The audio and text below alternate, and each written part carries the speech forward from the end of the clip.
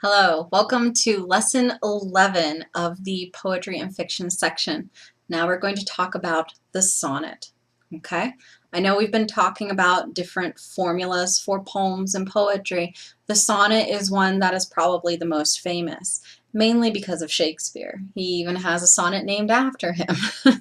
So we're going to talk a little bit about the Shakespearean sonnet and different things that sonnets have in common just in general. So, what is a sonnet? Sonnets are rhymed poems that are written in iambic pentameter. I know we've been talking a lot about iambic pentameter, about iambs, about pentameter, about the length of the line, the measure of the line, the meter of the line, and especially about Shakespeare. Here's where they all come together in the Shakespearean sonnet. Some actually refer to this as the most perfect form of the poem, or even the most perfect sonnet. Okay, so let's take a look at our lesson. There are different kinds of sonnets. So like I said, the most famous is the Shakespearean sonnet. The rhyme scheme here is AB, AB, CD, CD, EF, EF, GG.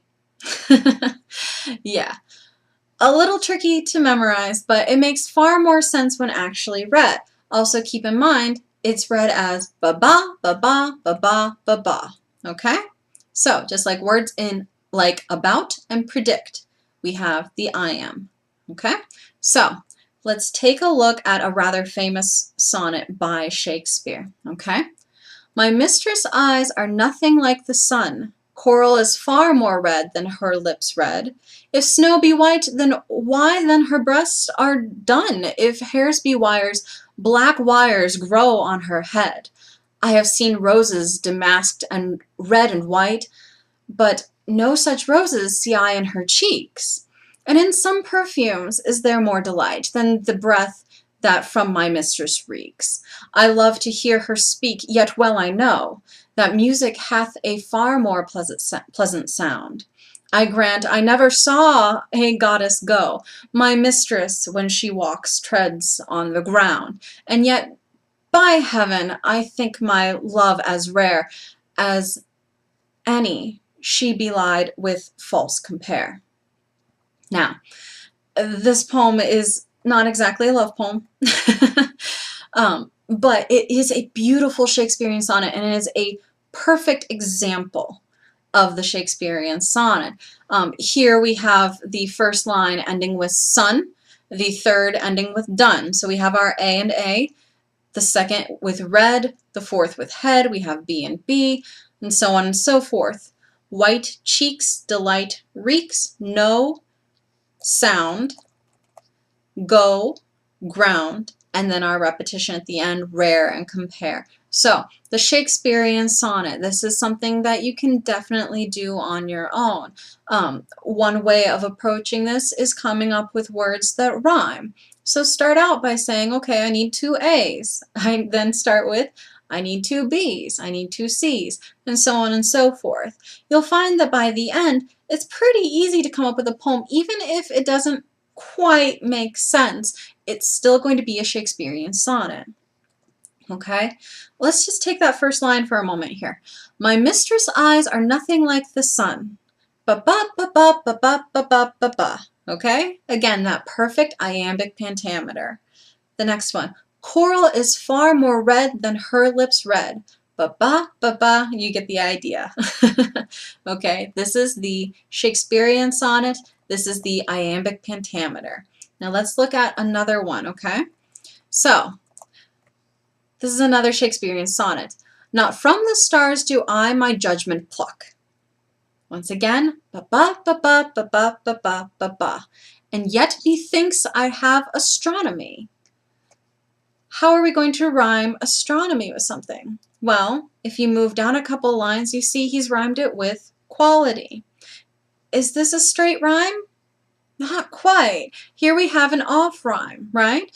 Astronomy, quality. We have the same number of syllables. We have something that's kind of close to rhyming, and it works. It works in a Shakespearean sonnet. So let's take those four lines again. Not from the stars do I my judgment pluck, and yet methinks I have astronomy, but not to tell of good or evil luck, of plagues or dearths or seasons' quality. Okay? Beautiful. It works because of the iambic pentameter, it works because of the end line rhyme, and it works because the off rhyme isn't that off. So pay attention to the way that he's wording this. Let's look at the next four. Nor can I fortune to brief minutes tell, pointing to each his thunder, rain, and wind, or say with princes if it shall go well, but oft predict that I in heaven find. This one's really tricky, right? So we have tell rhyming with well. Obviously, that makes perfect sense. Look at wind and find. That doesn't quite make sense. Now, if it was wind and find, that would make sense, right? But obviously with that line, pointing to each his thunder, rain, and wind. That word's not wind there, is it?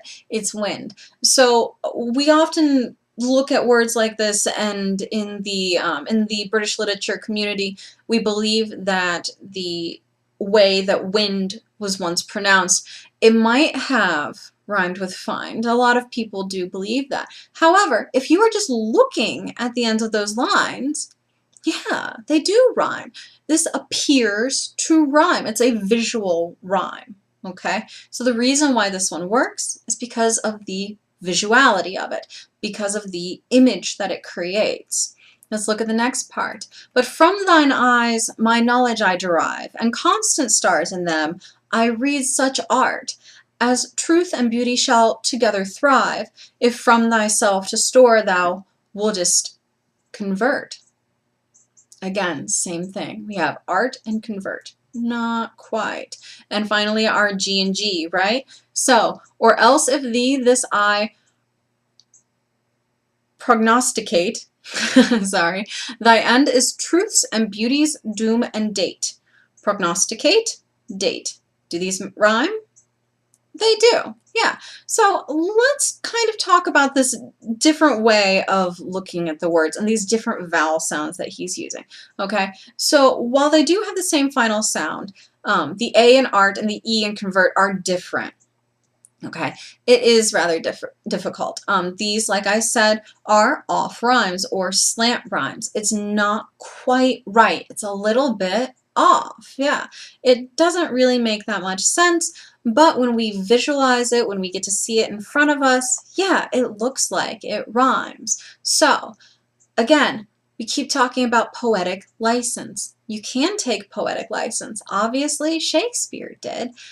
There's really no problem with doing such. If you want to take your line and you want to make it an off rhyme, that's perfectly fine. If you want to have the line not rhyme at the end, if you want to use assonance, if you want to use consonants, again, you can use off rhyme with assonance and consonants as well. So think about the melody of your line. Think about visualizing the poem on the page. How does it look? Does the way that it look affect the way that it sounds in the reader's head? Oftentimes it does. We do have the internal voice whenever we're reading. However, that doesn't completely overturn all of the efforts that the poet may be making. So, if you feel a little stuck because you can't come up with a word that rhymes with the word that you have at the end of your sentence, try using an off rhyme. Try using something that is a little less conventional, something that is going to create kind of a different image in the reader's mind, and maybe even trick that internal voice into seeing the line and reading the line as something that rhymes, okay? Remember, this is an art. Poetry, of all of the written works, is the most artistic.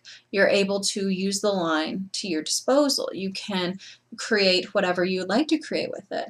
Now, when we're working with a sonnet, obviously you are bound by the rules of the sonnet. You are bound by the A, B, C, D, E, F, G, G if you're doing the Shakespearean sonnet.